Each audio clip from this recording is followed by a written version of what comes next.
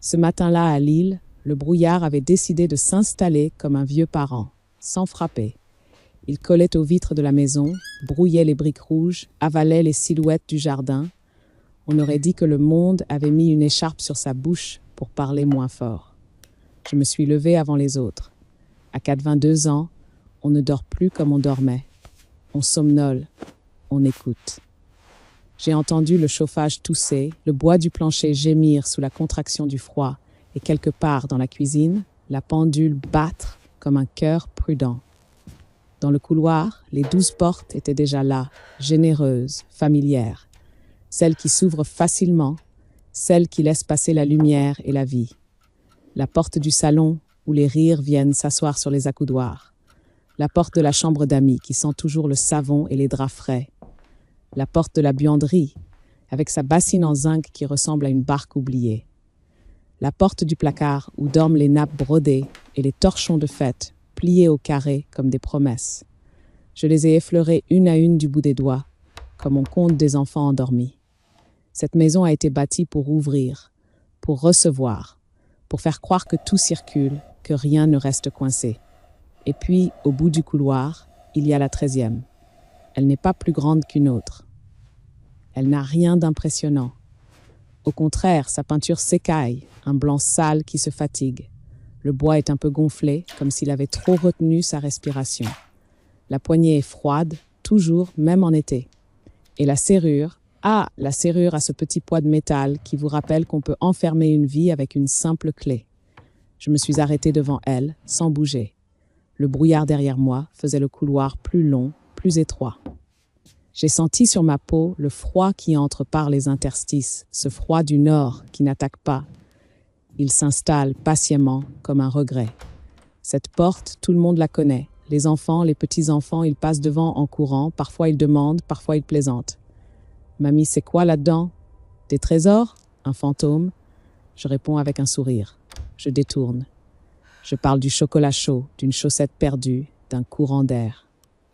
Je garde l'équilibre du monde avec des phrases simples.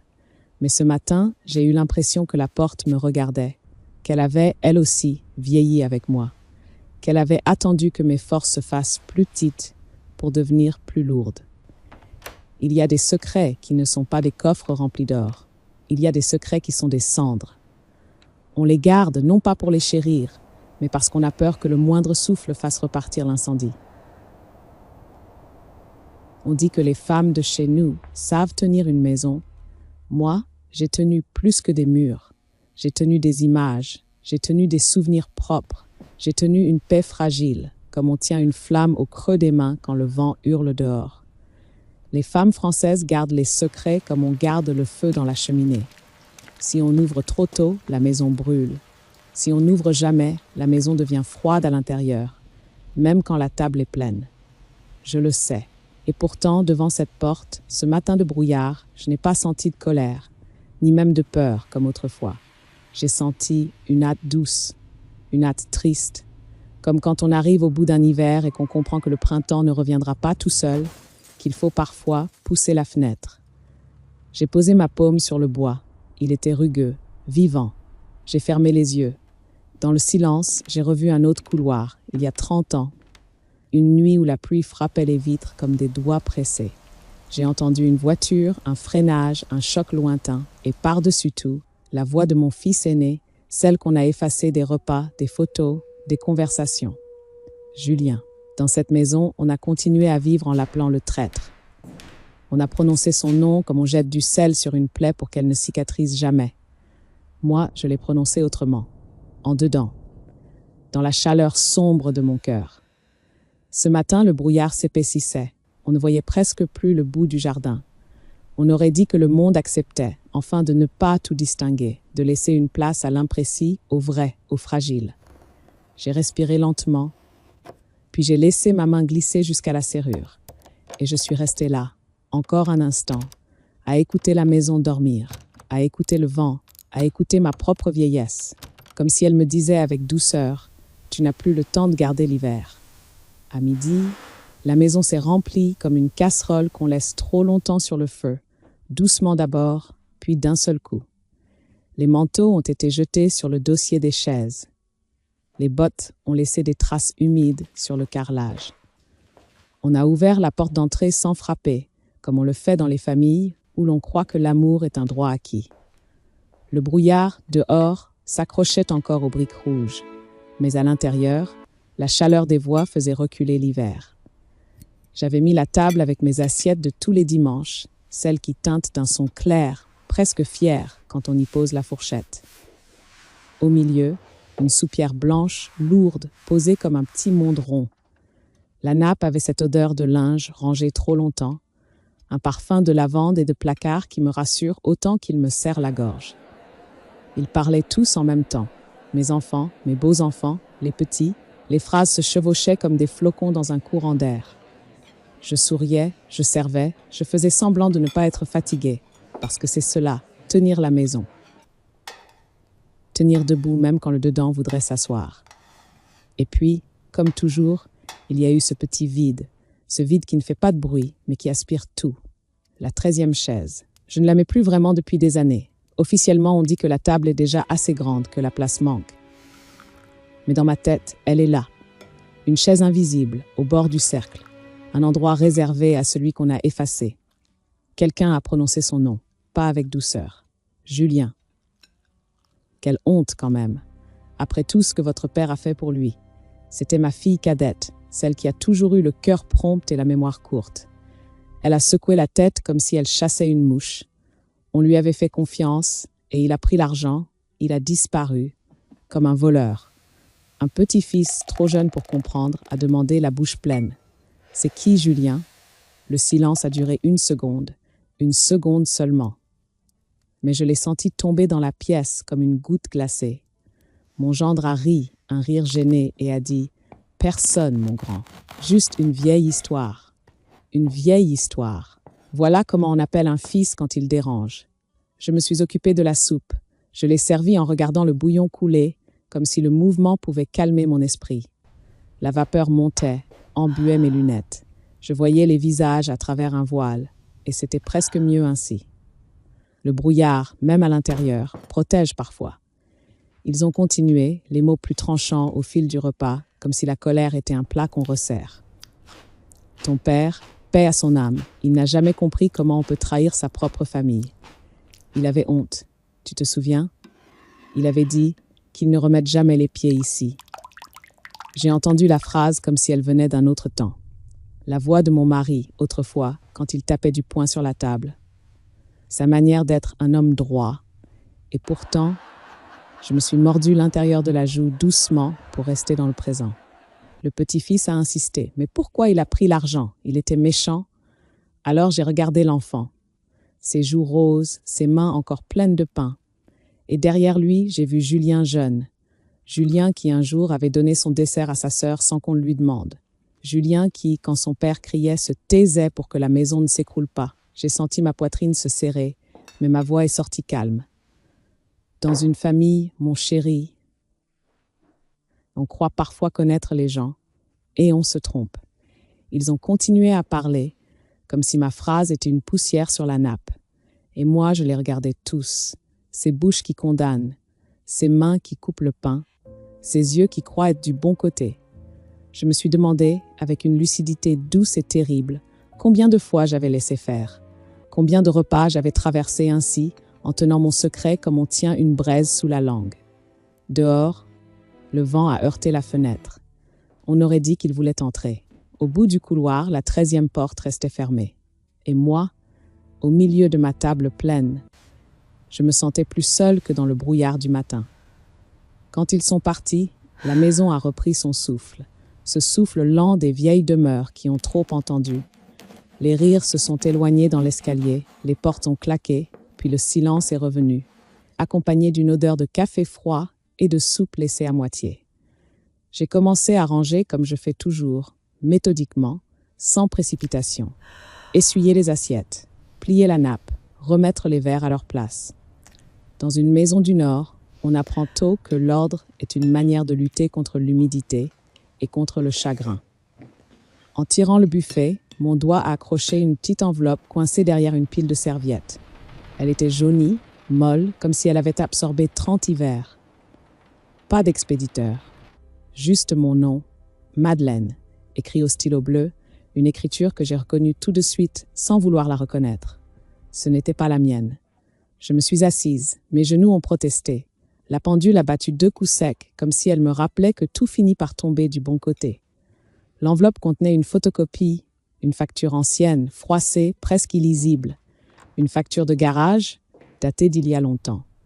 Le logo d'un petit atelier à la périphérie de Lille, un endroit où l'on répare les carrosseries comme on répare les secrets, vite, discrètement, sans question. Dans un coin, un numéro d'immatriculation. Je l'ai fixé longtemps. Et derrière les chiffres, j'ai vu la voiture. J'ai revu la couleur, j'ai revu la pluie sur le pare-brise, j'ai revu les essuie-glaces qui battaient trop vite. Ce papier n'avait rien de spectaculaire. Pas de confession, pas de menace. Un simple document, le genre de choses qu'on jette sans réfléchir.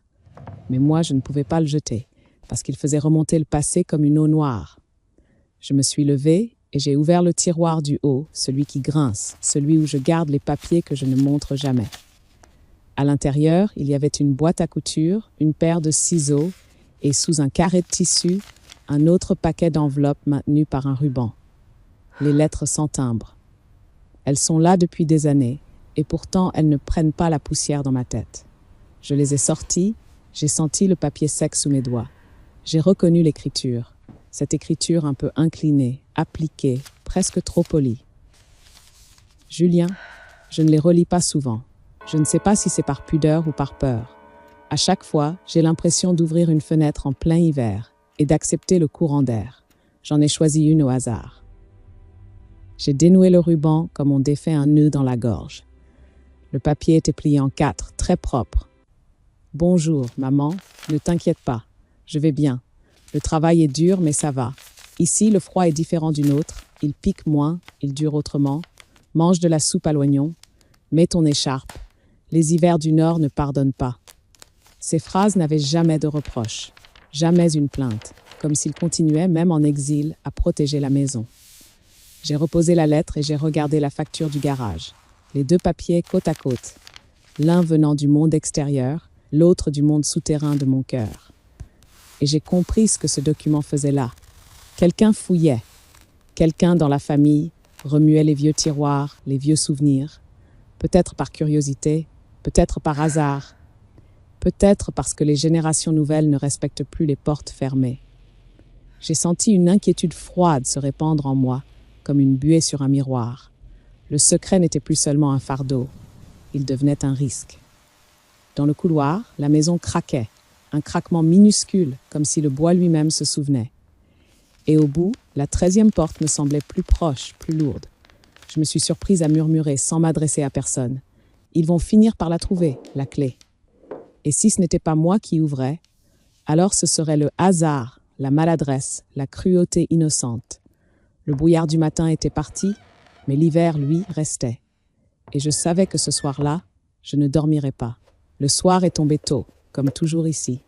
À Lille, en hiver, la lumière se retire sans demander pardon. Elle s'en va en laissant derrière elle une fatigue grise. J'ai allumé la lampe du salon, celle avec l'abat-jour crème qui donne au mur une couleur de miel pâle.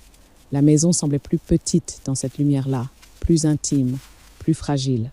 Je n'avais pas cessé de penser à cette facture, à ce qu'elle signifiait, à ce qu'elle réveillait. J'ai préparé une tisane. Le bruit de la cuillère contre la tasse a résonné dans la cuisine vide. On aurait dit un petit appel, un signal discret. Dehors, le vent frottait les volets comme une main impatiente. Les objets, eux, restaient à leur place, fidèles, sauf mon cœur, qui se déplaçait sans cesse vers un tiroir, vers un souvenir, vers une porte. C'est là que j'ai ouvert l'armoire du couloir. Pas celle où l'on met les manteaux des invités, non. L'armoire du fond, coincée près de la 13e porte. Une armoire étroite qui sent le bois ancien et la laine. J'y garde des choses qu'on ne porte plus, mais qu'on n'ose pas jeter. Des morceaux de vie pliés. Au fond, sous des couvertures, j'ai trouvé le sachet en tissu gris. Mes doigts ont reconnu la matière avant mes yeux. Je l'ai sorti. Je l'ai posé sur une chaise. Je l'ai ouvert doucement, comme on entrouvre une fenêtre sur un air trop froid. Le pull de Julien. Un simple pull en laine, gris cendré, tricoté serré. Je l'avais lavé 1000 fois, autrefois. Je savais la forme des coudes, l'usure au col, cette petite reprise au poignet que j'avais faite un soir de novembre pendant qu'il révisait ses cours. Je l'ai portée à mon visage sans réfléchir. Et là, oui, la laine avait encore quelque chose. Un mélange de savon, d'humidité et une note résineuse comme les sapins quand on rentre du dehors. Les vêtements sont cruels. Ils gardent la trace mieux que les gens. Je suis restée debout, le pull contre moi, et j'ai entendu un bruit derrière. « Mamie, tu es là ?» C'était sa voix. Claire, non pas Claire. Camille, ma petite fille. La plus jeune, la plus vive. Celle qui n'a pas grandi dans la peur de déranger. Elle avait 19 ans, un regard direct, et cette manière de poser des questions comme on ouvre les volets, sans cérémonial. Elle a avancé dans le couloir, a vu le pull dans mes mains et s'est arrêtée. « C'est à qui ?» J'ai eu envie de répondre vite, de refermer le sachet, de reprendre mon masque, mais quelque chose dans son visage, une curiosité sans méchanceté, m'a empêché de mentir trop facilement. « À ton oncle », ai-je dit. Le mot « oncle » a flotté entre nous comme une poussière dans un rayon de lampe. Julien, celui dont tout le monde parle mal, elle n'avait pas de colère. Elle avait de l'étonnement, comme si elle découvrait que la famille possède des pièces cachées. Je n'ai pas répondu tout de suite. J'ai entendu le vent, au dehors, frapper plus fort. J'ai senti le pull peser davantage. Les objets savent quand ils deviennent des preuves. Camille s'est approchée et a effleuré la laine du bout des doigts. Il avait quel âge quand il est parti ? J'ai regardé ses mains. Je les ai trouvées semblables aux siennes autrefois, cette façon de toucher sans prendre, d'interroger sans abîmer. Il était jeune, ai-je murmuré. Plus jeune que toi. Elle a levé les yeux vers la 13e porte au bout du couloir. Son regard s'y est accroché naturellement, comme si son instinct l'y conduisait. Et pourquoi cette porte est toujours fermée ? Mon cœur a fait un mouvement sec, un petit coup, comme une vitre sous la grêle. Je savais que ce moment viendrait un jour, mais je ne croyais pas qu'il viendrait avec une voix si douce, si simple. Je me suis forcée à sourire. C'est une pièce en désordre, ma chérie. Rien d'intéressant. Elle n'a pas reculé. Elle n'a pas insisté brutalement. Elle a simplement dit très bas, « Tu mens un peu ». C'était pas une accusation, c'est une constatation tendre, une permission. Et dans cette seconde, j'ai compris que l'hiver avait changé de camp, que ma génération n'avait plus le monopole du silence, que les jeunes n'acceptent pas longtemps les portes fermées sans raison. Camille a repris doucement, comme si elle craignait de me faire mal. « Mamie, il était vraiment mauvais, Julien. » J'ai serré le pull contre moi. La laine a gratté ma joue et j'ai senti monter en moi non pas de la colère, mais une hâte triste encore. « Non, ai-je dit. Il n'était pas mauvais. » Je l'ai dit comme on pose une pierre dans l'eau. Et j'ai vu, dans les yeux de Camille, une lueur, celle de quelqu'un qui comprend qu'il y a une vérité à chercher. Elle est repartie vers le salon, me laissant seule avec le pull, le vent et la 13e porte. Et moi, dans le couloir, j'ai compris que je venais de franchir quelque chose, sans même tourner une clé. La nuit est revenue dans ma mémoire avec la même brutalité qu'autrefois. Une nuit sans transition, sans avertissement.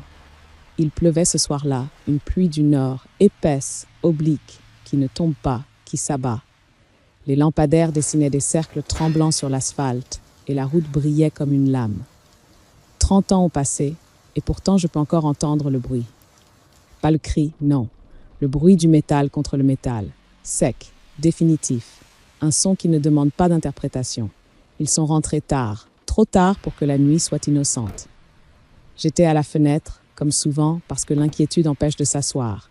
J'ai vu la voiture approcher au ralenti, mal alignée. J'ai vu les phares trembler une seconde avant de s'éteindre. Quand la portière est ouverte, l'odeur est montée jusqu'à moi. Le vin rouge, l'alcool sucré et lourd.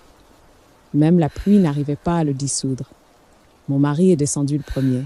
Il tenait à peine debout. Cet homme que tout le monde respectait, droit, travailleur, pilier de la famille, avait ce soir-là le regard flottant des gens qui ne savent plus très bien où commence leur responsabilité.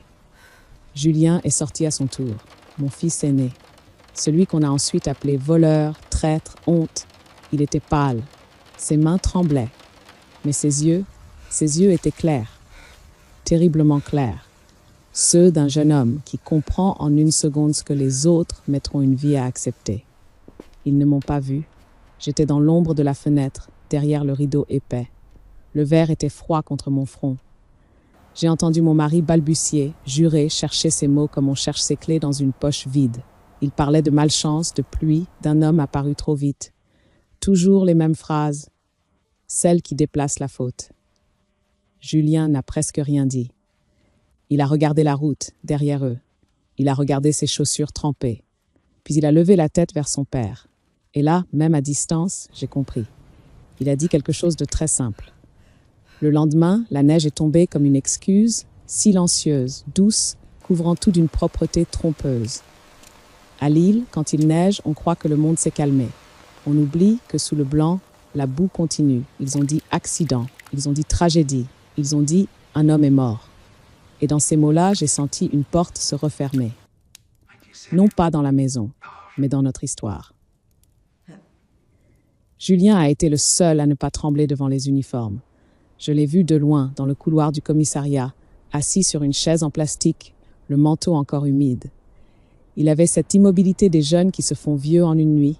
Il parlait peu, il répondait juste, il ne jouait pas, il ne cherchait pas à attendrir.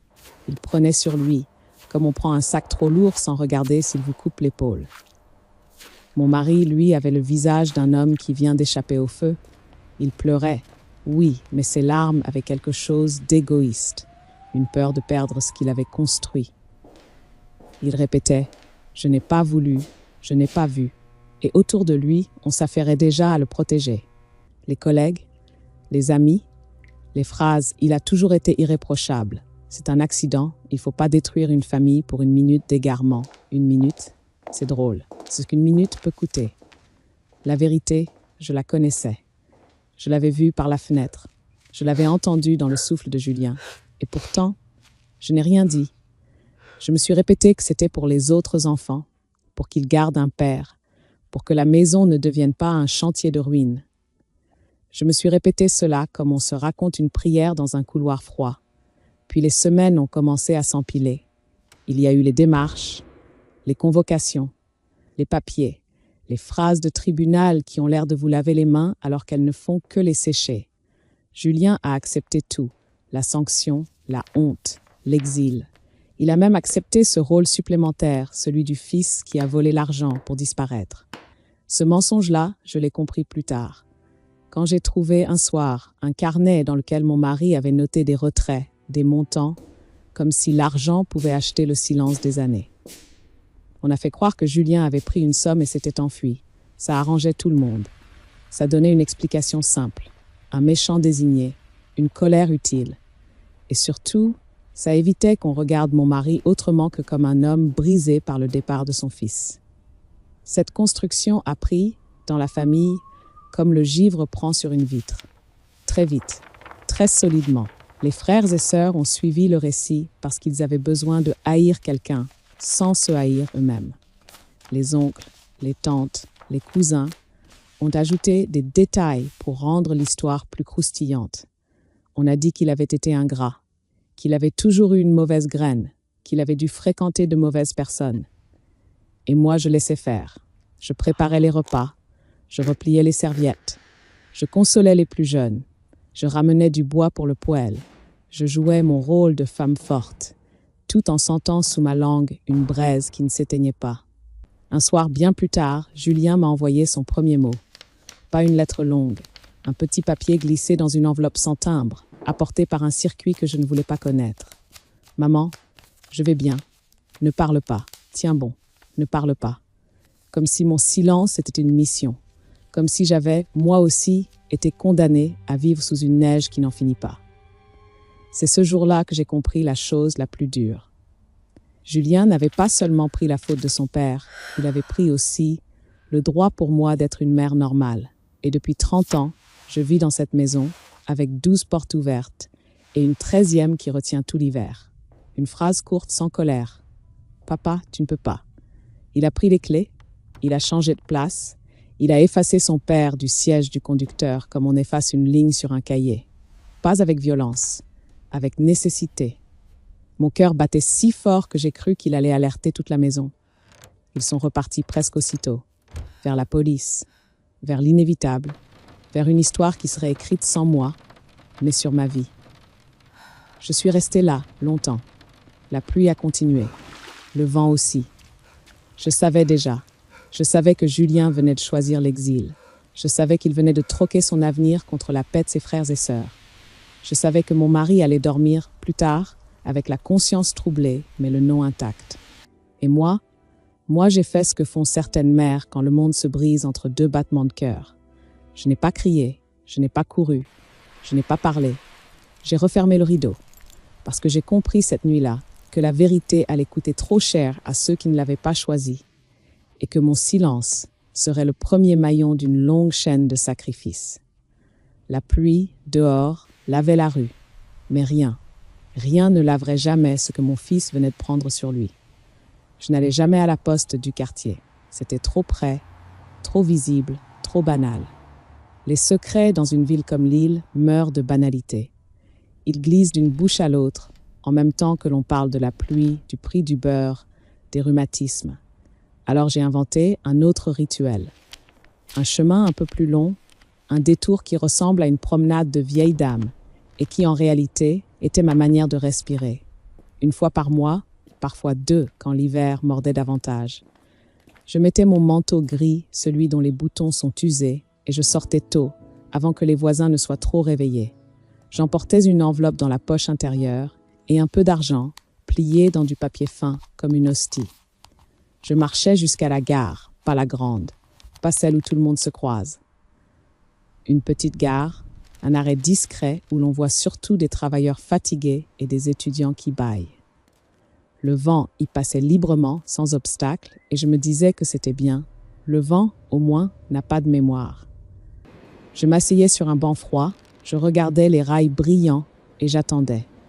Toujours avec la même sensation, celle de faire quelque chose de honteux, alors que c'était au fond la seule chose juste qui me restait. Je ne mettais jamais de timbre. C'est étrange, mais cette absence de timbre est devenue un symbole.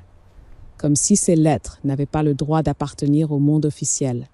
Elles circulaient autrement, par des mains que je ne nommais pas, par des chemins que je ne voulais pas voir. J'avais appris à ne poser aucune question.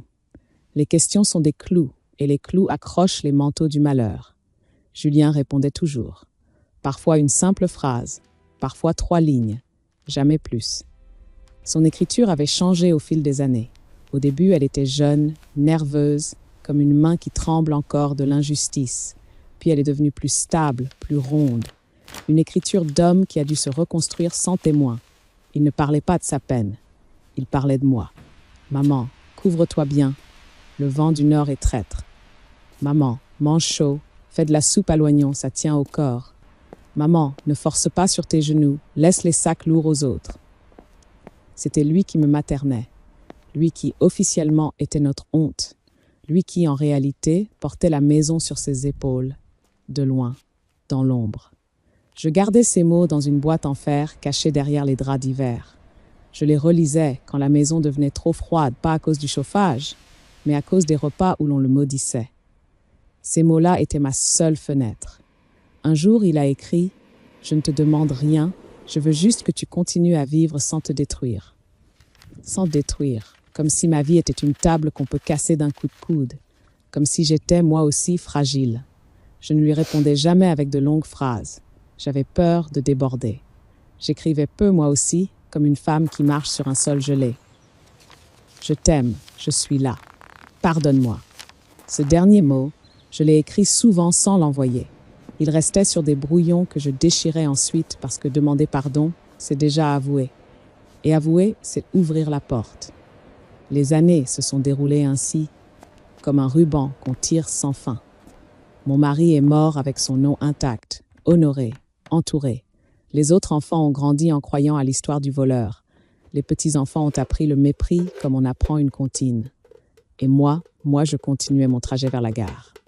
Une vieille femme dans le vent, avec une enveloppe invisible dans la poche et le poids d'un fils qu'on a expulsé pour sauver un père. Parfois, en rentrant, je m'arrêtais dans le couloir. Je regardais la 13e porte et je me disais, très bas, un jour, je devrais lui rendre sa place. Un jour, je devrais rendre au monde ce qu'on a enterré vivant. Il y a une chose que l'âge m'a apprise, c'est que la morale n'est pas toujours là où on la pose, comme une nappe blanche sur une table bien tenue. Parfois, elle se cache sous la nappe, dans les taches qu'on frotte trop fort, dans les plis qu'on repasse pour faire croire que tout est net. Pendant des années, j'ai cru que je protégeais la famille. Je me disais, c'est pour les petits, c'est pour l'équilibre, c'est pour ne pas briser l'image du père. Et puis un matin, j'ai compris que ce que j'appelais protection ressemblait aussi à une cruauté enveloppée de velours. Mon mari était mort en homme honorable. On l'avait pleuré comme on pleure un pilier. On avait parlé de sa bonté, de son travail, de son courage. On avait dit qu'il avait été un bon père.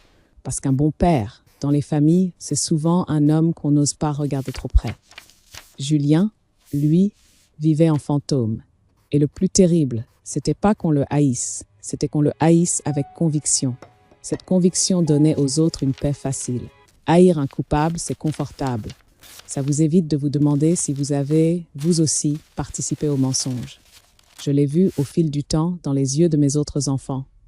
Ils étaient devenus durs à l'endroit de leurs frères. Pas seulement par colère, par fidélité. Ils défendaient leur père en attaquant Julien. Ils maintenaient le monde debout en choisissant un bouc émissaire. Je les comprends, je ne les juge pas. Ils ont été élevés dans un récit que j'ai laissé s'installer comme la neige sur les marches. Mais moi, je me juge, car j'étais la seule à savoir que l'ordre moral était inversé, que la vraie noblesse n'était pas du côté du père célébré, mais du côté du fils banni. Julien n'avait pas seulement pris une faute, il avait pris la honte. Il avait accepté d'être le monstre de la famille pour que les autres puissent dormir. Il avait accepté l'exil comme on accepte un hiver sans fin. Et ce choix-là, il l'avait fait très jeune. On dit d'habitude, les parents pardonnent aux enfants. Comme si la jeunesse était naturellement fautive et les vieux naturellement sages. Dans notre histoire, c'était l'inverse. Chaque mois, chaque enveloppe, chaque mot tendre qu'il m'envoyait, c'était Julien qui me pardonnait, sans prononcer le mot. Il me pardonnait d'avoir laissé mon mari mourir en héros. Il me pardonnait d'avoir laissé ses frères et sœurs le maudire. Et moi, je vivais sur ce pardon comme on vit sur une avance qu'on ne remboursera jamais.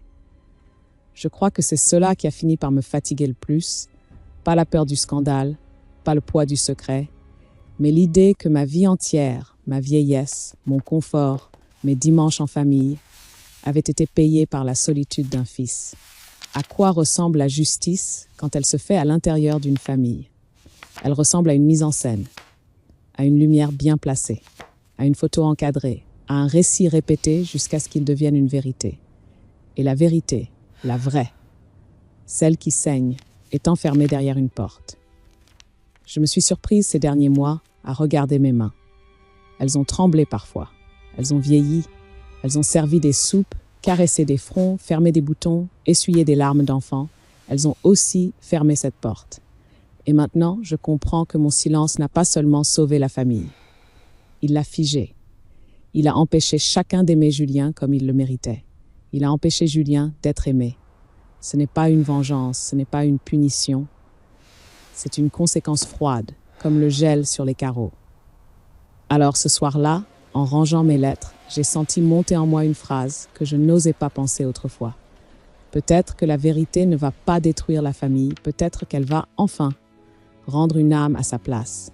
Et si c'était cela, la véritable réparation, pas sauver l'image d'un père, mais sauver l'existence d'un fils. Le lendemain, j'ai retrouvé la clé. Ou plutôt, elle s'est laissée retrouver, comme si le secret, lui aussi, vieillissait et se fatiguait de résister.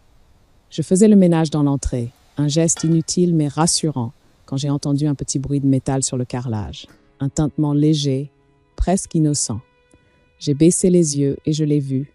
Une clé ancienne, un peu tordue, qui avait dû glisser d'une poche, tomber d'un trousseau, se cacher sous un tapis. Je l'ai reconnue tout de suite. Pas parce qu'elle était belle, non, parce qu'elle portait ce poids particulier des choses interdites. Ce poids qui n'est pas dans le métal, mais dans ce qui l'ouvre. Je l'ai ramassée. Elle était froide, plus froide que l'air. Et j'ai senti, en la tenant, une sensation étrange, comme si je tenais un petit morceau de temps.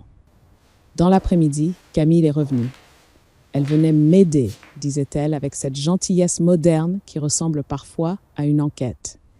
Elle a posé son sac sur la chaise, a enlevé son manteau et son regard a naturellement glissé vers le couloir. « Mamie, je peux te poser une question ?» Je n'ai pas répondu tout de suite. J'ai versé du thé dans 2 tasses. J'ai regardé la vapeur. La vapeur, c'est comme la vérité. Elle monte sans qu'on la pousse. « Bien sûr, ma chérie. » Elle a pris la tasse, l'a tenue entre ses mains comme pour se donner du courage. Pourquoi on déteste autant Julien? Je veux dire, on le déteste comme si on le connaissait, mais personne ne l'a vu depuis avant ma naissance. Je l'ai regardé longtemps. Son visage était jeune, mais ses yeux avaient cette gravité qu'on n'apprend pas à l'école. Elle ne cherchait pas le scandale, elle cherchait la cohérence. Je me suis levée. Je l'ai invitée à me suivre sans un mot. Nous avons traversé le salon, puis le couloir. Les 12 portes ouvertes nous regardaient passer comme des témoins habitués. Au bout, la 13e porte attendait. Camille s'est arrêtée devant, comme attirée. Elle a effleuré la peinture écaillée du bout de l'ongle.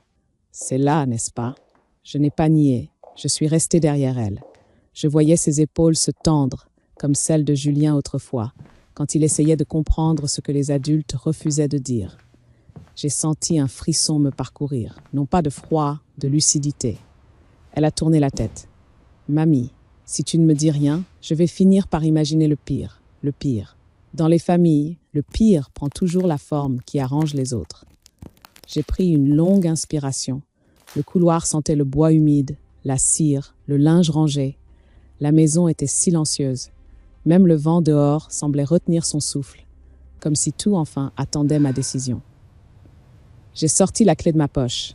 Camille a ouvert la bouche, surprise, comme si elle ne s'attendait pas à ce que je l'aie sur moi. Ses yeux se sont agrandis, mais elle n'a pas bougé. Elle me laissait faire.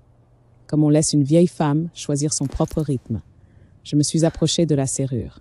Ma main tremblait un peu. Pas de peur, de poids, de responsabilité. J'ai senti la peau fine de mes doigts, ce fragile parchemin que le temps fabrique. Et j'ai pensé à Julien, à ses mains jeunes, autrefois, tenant le volant sous la pluie. « Tu sais, ai-je dit très bas, sans la regarder, il y a des portes qu'on ferme pour punir. » Je me suis interrompue. Ma gorge s'est serrée.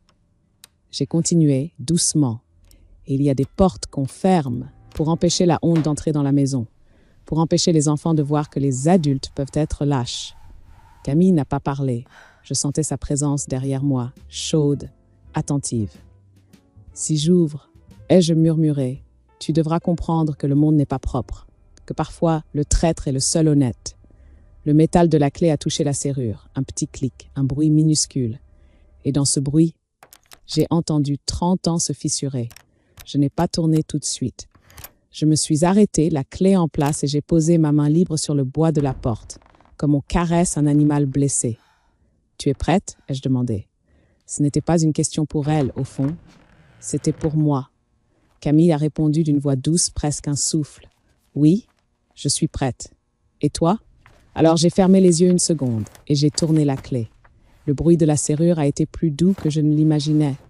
Un cliquetis presque poli, comme si la porte elle-même voulait m'épargner. Puis il y a eu ce petit soupir du bois, cette résistance brève, la plainte d'une vieille chose qu'on réveille. J'ai poussé. La porte s'est ouverte sur une odeur de papier, de laine et de temps, une odeur de carton et de souvenirs serrés trop fort. La pièce était petite. Rien de spectaculaire, rien d'effrayant.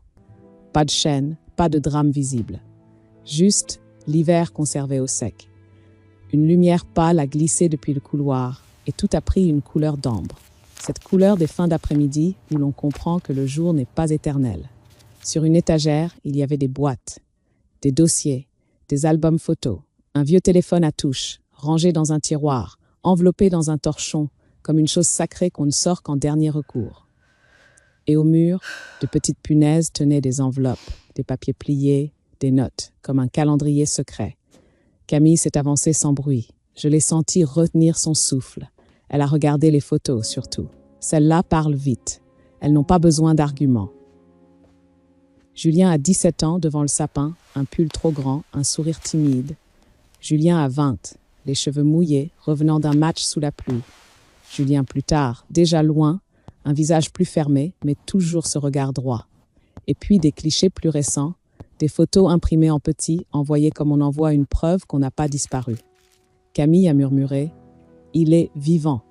Je n'ai pas répondu. Les mots à ce moment-là étaient des outils trop grossiers. Je suis allée vers la dernière boîte, celle que je n'ouvrais jamais. Au-dessus, j'avais écrit au crayon « Pour le jour où je ne pourrai plus porter ». J'ai soulevé le couvercle. À l'intérieur, il y avait les lettres, rangées par année, avec une précision d'institutrice. Et tout au fond, un petit carnet où mon écriture tremblait davantage. Des dates, des sommes, des lieux, le fil discret de mon soutien. Les preuves de mon amour clandestin. Camille a pris une enveloppe au hasard. Elle a lu 2 lignes et ses yeux se sont mouillés. « Maman, fais attention à toi. Le vent est mauvais cette semaine. » « Maman, ne laisse personne te parler durement. Tu n'as pas à payer pour moi. » Elle a levé la tête vers moi. Mais pourquoi? Pourquoi tout le monde le déteste?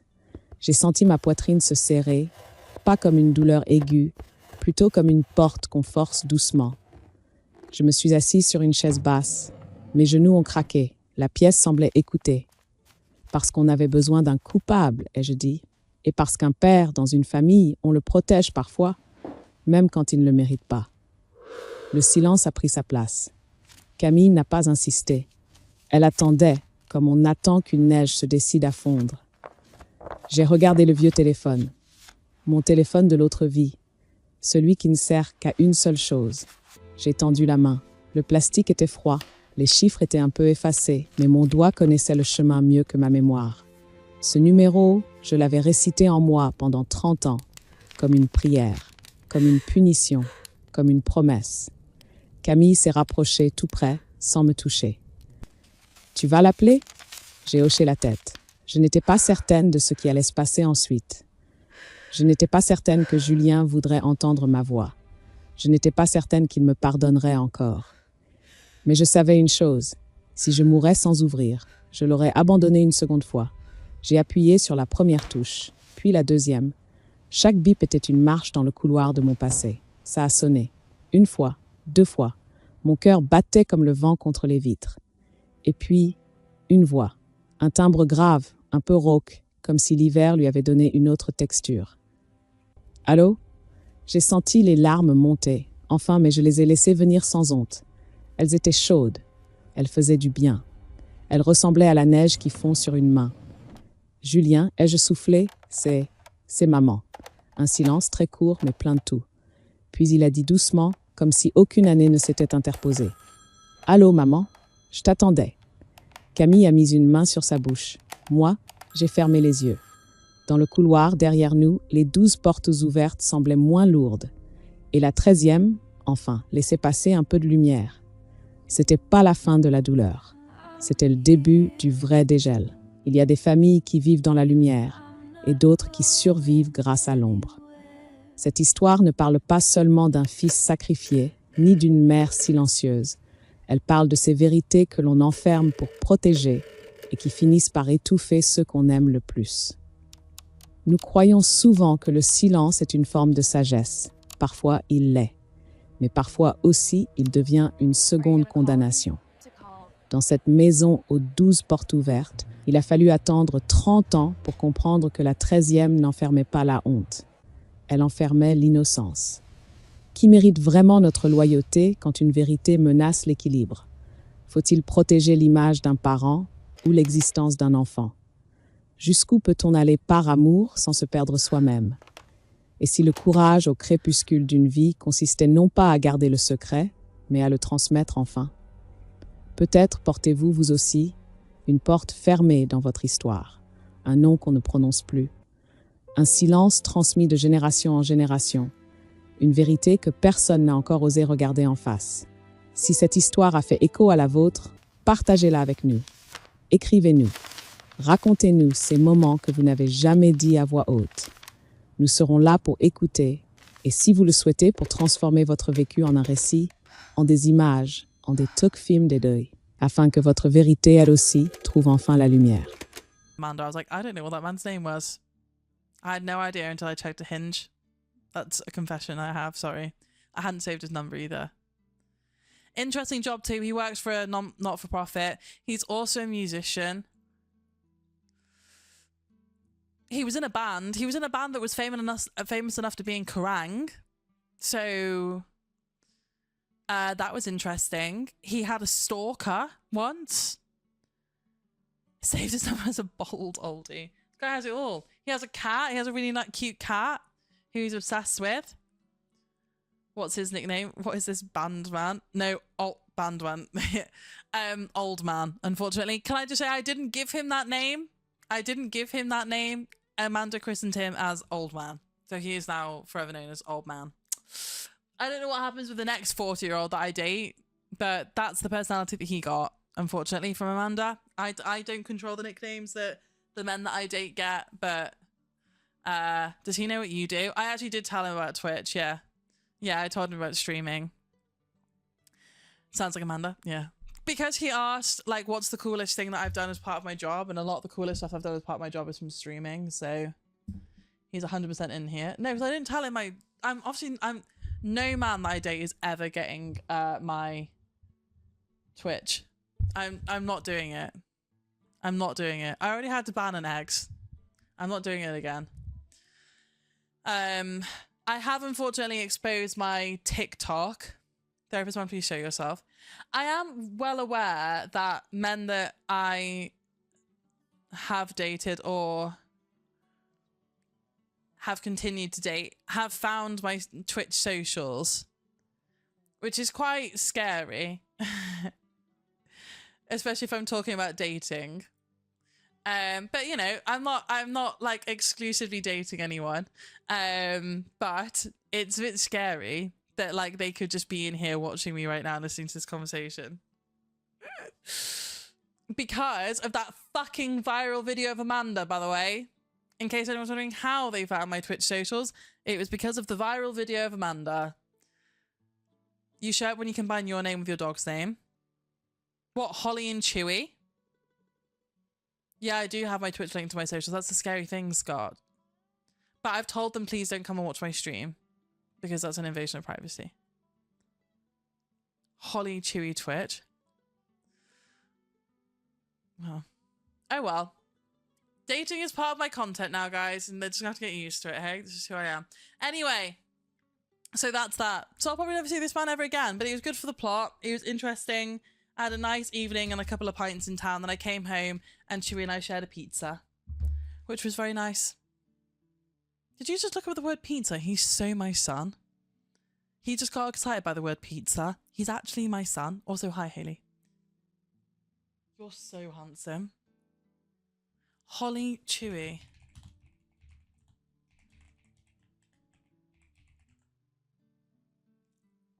I do. I get excited by pizza too. You did give birth to him. True.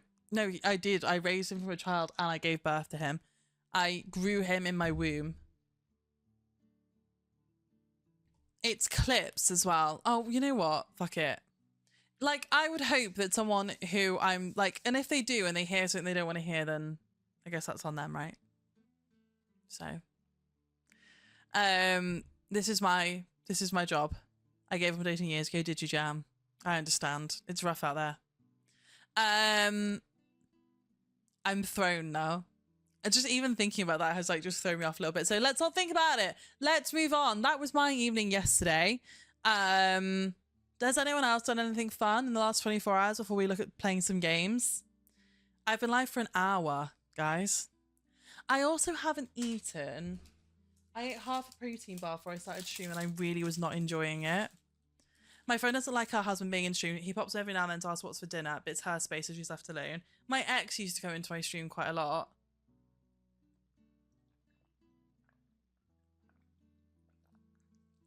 And I didn't love it. Like, while we were still together. Oh no, Aki, you're still suffering, babes. I'm sorry, love. I'm sorry. Oh, that sucks. I got my haircut today, but I don't like it. Is it a severe hair?